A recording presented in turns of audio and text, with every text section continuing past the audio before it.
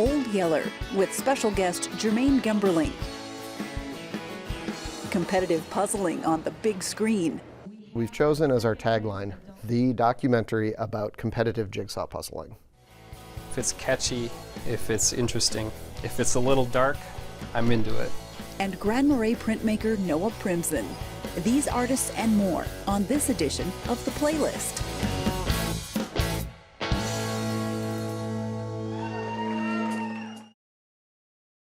Funding for The Playlist is provided by the citizens of Minnesota through the Minnesota Arts and Cultural Heritage Fund.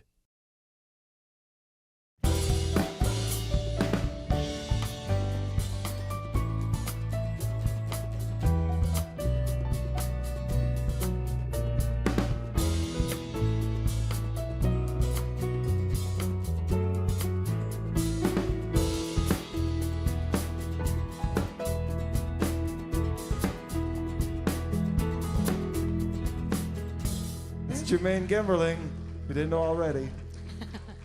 Oh, Yeller, everyone.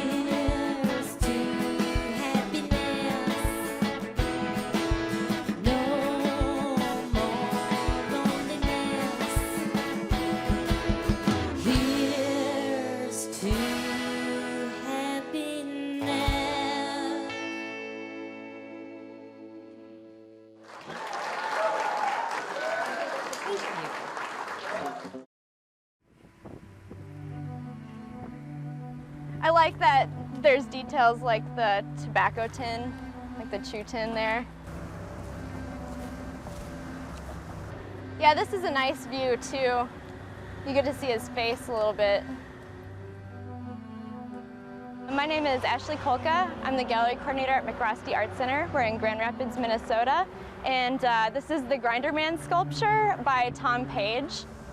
One of the first things you notice, you can't really avoid it, is that this is a mill town. So the thing I love about this sculpture is it's a commemoration of the 100-year anniversary of our community's paper mill, the Blandon Mill.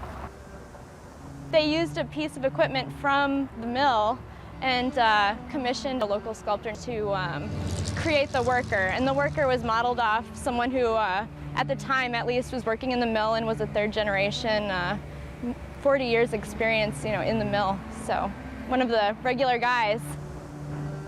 You're sort of overwhelmed by the machinery, but then the contrast allows you to focus on the person. It's these like little surprises when you're outdoors in your community that sort of make you stop and take a second glance about where you are and the meaning of the place where you're at. And I am all for anything that makes you stop and think about where you're standing. We're in the studio with filmmaker Mike Scholtz, and we are going to find out what's going on with Wicker Kittens, his latest film. What's happening, Mike? Well, we just got accepted to South by Southwest last week, we found out, and it's pretty exciting because it's one of the biggest film festivals, I think, in the United States. For people who don't know about what Wicker Kittens is about, can you give us the short version of what is the plot? What is happening in Wicker Kittens? Yes, we've chosen as our tagline, the documentary about competitive jigsaw puzzling. And so that's pretty much what it's about. We're lucky in Minnesota to have the largest remaining jigsaw puzzle contest in the country. It happens every year at the St. Paul Winter Carnival. And it actually still attracts people from all over the country to it because it is the last remaining large contest. It's mostly Minnesotans though who are competing. We're done! Okay, we're done! No, we're done! We were lucky that it was here and we could cover it, and it's it's another nice Minnesota story. And just full disclosure, I did get to be at the Winter Carnival when you were shooting. Pretty exciting, pretty tense situation when they flip over the puzzles and say go. Oh yeah, it's to give you some idea of how exciting it is, South by Southwest has started this year a new category of sports films, and they included Wicker Kittens in the sports film category, because it's a competition. We laughed when we heard that, but it's okay. Whatever brings more attention to the film is fine with me. A previous film, Wild Bill's Run, had a great play around the festival circuit. Tell us a little bit about that project, and what do you think it was about Wild Bill that really grabbed people? Yeah, that film, which I did 2 years ago, was about a guy. Again, it's a Minnesota story about a guy from Willow River who led a snowmobile expedition to the Arctic. And then that went really badly, and he came back and became a mastermind criminal, one of the biggest drug smugglers in the 1970s.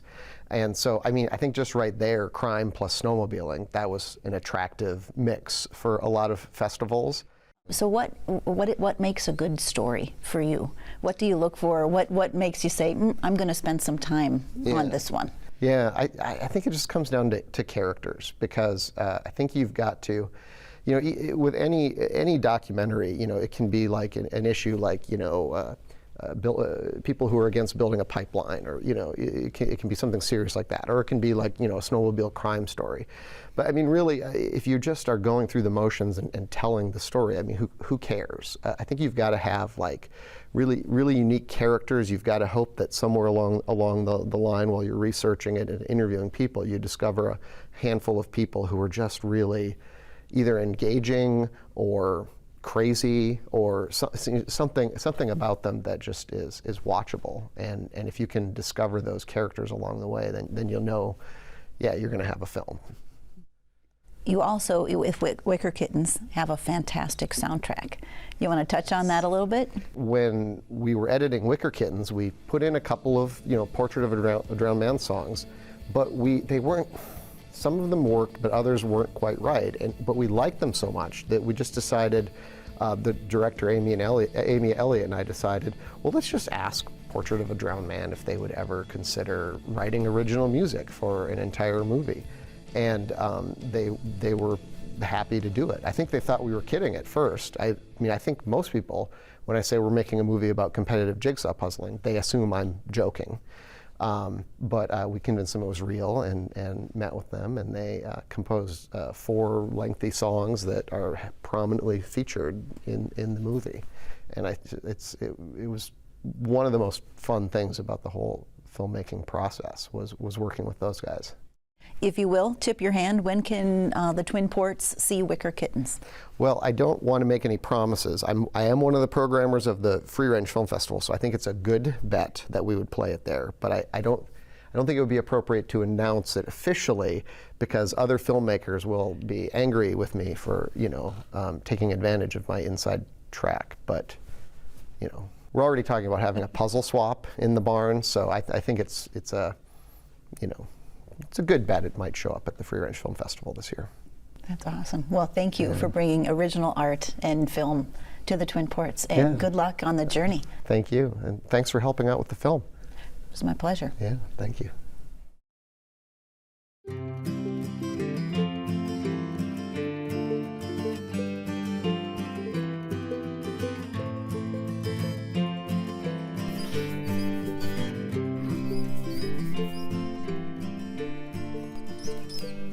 Hi, Noah. Joan, how's it going? What are you doing? I'm just doing some printing. Ooh. Oh, that's beautiful. Thank you. Can I look? Absolutely, yep. Oh, God. I look at this and I just get emotional. Well, don't get too emotional, Joan. It's so powerful. Thanks. So you're making a print of this? Yep, this is a woodblock print of a lake trout. And I'm printing it on the Vandercook letterpress here at Betsy Bowen Studio. And I can go over the technique if you want. Yeah. So this is on a piece of clear pine. I draw the image first usually, and then I draw the image on the block, and then I carve out the negative areas using a variety of different carving tools. Can I touch? Absolutely, yeah. Big and small. Yeah, I've got bigger gouges. They're not as sharp as they should be, actually. But Do you sharpen them yourself? I do. Yep. Do you have something you could show me actually gouging? Yep. So if I were to be doing an image, it would be drawn on here, and then get different effects. I gouge into the surface like that. Real fine areas like that, I carve around the edge. But now I'm just inking it up and running some test prints. I'm using an oil-based ink by Gamblin. I like it because it has a longer open time, so that means that the ink stays wet for a long period of time. The sprayer has a nice squeak that would get a little old. It does. It sounds like a mouse or something. Yeah. I've got the block all locked in and lined up. And the nice thing about Vandercook letterpress is that you can line the paper up as well. That makes sense. I'm gonna run it through here and see how it turns out. Oh, look at that. Oh, it's so beautiful. Well, that looks like a pretty perfect image to me. It's got a little light on the tail here, but that's kind of a nice effect of printing, and sometimes I just leave that in. So what other things you're doing besides fish? Recently, I've been doing a lot of prints involving water and figurative work. Nice, beautiful. If it's catchy, I'm into it. If it's interesting, I'm into it. If it's a little dark, I'm into it. Nothing too cute right now. Oh, it's wonderful. So over here, I noticed. Could I look at these? Because this is the final here, right? This is what. There's a few of them. Yep. That's very powerful. So you have to think backwards. I do. Yep. Oh, here's the donkey. Can I show it? Yeah. Go for it. That's a bit of a muddy test print, but. I love this donkey. He's so cool. So, okay, you show it. You have some pieces at Angry Trout. Yep, I sell at the Angry Trout, and then Betsy was kind enough to ask if I'd sell here, and I sell at Betsy Bowen Studio. And then I also sell at the Garage in downtown Grand Marais. Okay. Like, how often do you come and print? And sometimes I'm printing 3 images at once, and sometimes I'm printing nothing. You can't. It's a little unpredictable when you will be inspired or what you will be inspired by. I've seen the press, but I didn't. You gave me a great experience of what it's like. Sure. Cheers. Thank you.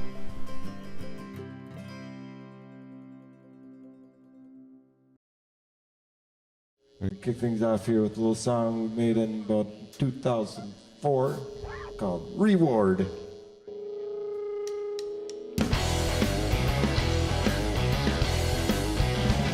You had so many good times, it's amazing how they think about. Well, just remember good times, and all just having fun. Well, find out what you love in your life, enjoy it 'cause the juice is flowing. Let it run down your face, let the juice run down your face. You will find satisfaction, you will find what we want. You will find satisfaction, you will find everyone. Put the evil out of your mind and criminalize our sin. You'll fly much further, much faster, and get some use out of your skin. But if people like the common police, I'll follow you out. You're every move, waiting to strike it down. You can feel more careful, never hide, not in front. Never find satisfaction, never find everyone.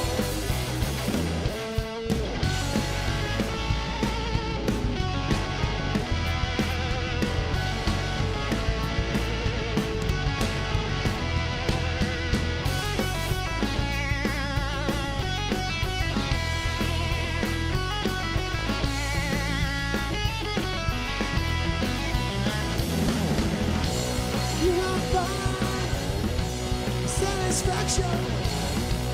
You will find everyone. You will find satisfaction.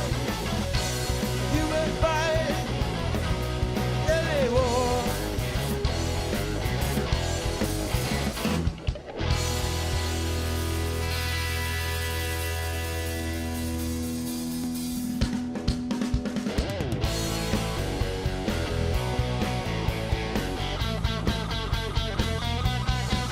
I got your CD on my bedside table, buddy, and I listen to you every night. I don't understand what you're talking about, but I know the feeling is right. You just hit the chords and your hand keeps strumming, listening to tunes I like. And I know if you keep doing what you're doing, you'll never have to work in your life. Believing all the words that you say, like it's really gonna change my life. Put me in the finest version to it, but I'm just not that type. No, it's good for running to be like you, keeping it beat all the time. With all the problems in the world today, who wants to listen to mine?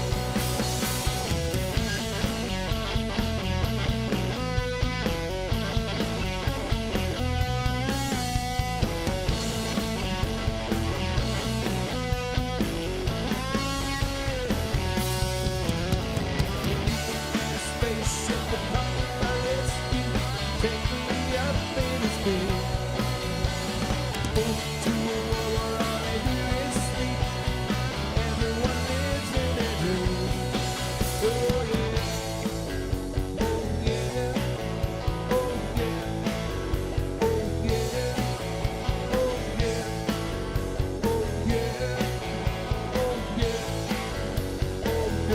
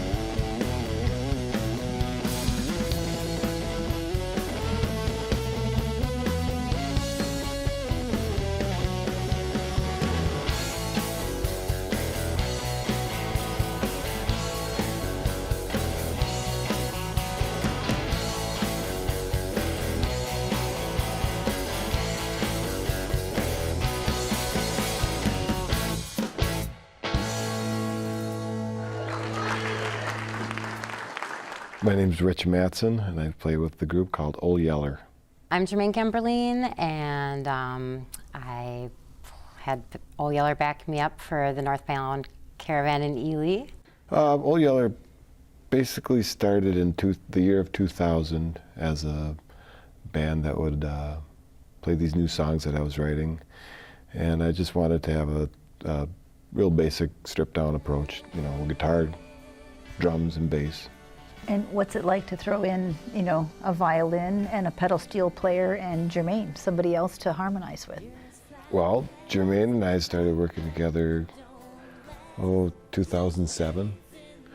I was recording her music, and it just was something that I latched onto right away, and I really enjoyed her singing and her songwriting skills, and I'd sing along in the control booth, you know, and eventually we started performing her songs together. And I always heard a bigger band approach. You know, I really heard Old Yeller backing her up. Yeah, playing with Rich has helped me so much be a better player because, you know, he's so fabulous himself, but I have to keep up with him, especially on guitar, because I haven't played guitar for more than about 6 years. So, you know, that's really helped me write songs, though, and then go bring to him and have him, you know, do all his fancy stuff all over it. You know, the collaboration I feel like it's getting stronger. You know, it was just 2 acoustic guitars at first, but I had bigger ideas, you know, when hearing some of her songs, and eventually we brought Dale and Keeley from Old Yeller in, and Mike Randolph was available to play pedal steel, and that really rounded out the sound, and it kind of sounded the way I was hearing it in my head. And we added some fiddles to some of the tracks, and it all came together. You see it, you feel it, you know it's so righteously so. So tell me about the songwriting. What's your approach to songwriting? It's always different. Sometimes it'll just start with a little piece, you know, just a 4-chord progression with the melody. Other times they'll come to me fully formed, you know, where I'll just start scribbling out on a piece of paper as fast as I can, and I'll have the melody, and if I better have something to record myself with, you know, just to get that idea just as it was, you know, to get that melody and the chords recorded onto something so I remember it. Because a lot of times I'll wake up in the morning with an idea and I don't write it down. I'll think, oh, this is so catchy, how could I ever forget it? But sure enough, I will 10 minutes later.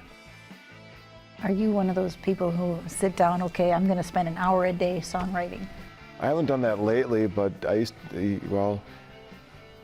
used to be between midnight and 4 a.m. I'd kind of sequester myself and get all these ideas out where I could come up with a nice demo version, as I called it, something to play for the rest of the band and have them put their take on it. But that means you're not sleeping between midnight and 4 a.m. Yeah. Which you still aren't. Well, I try to keep myself on the rock clock, just in case.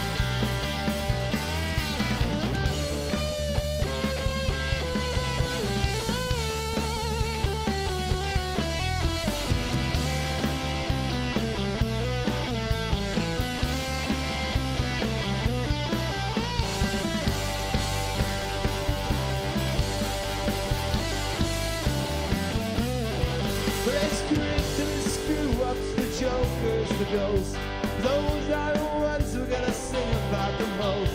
Little man, you see that on the side of the road.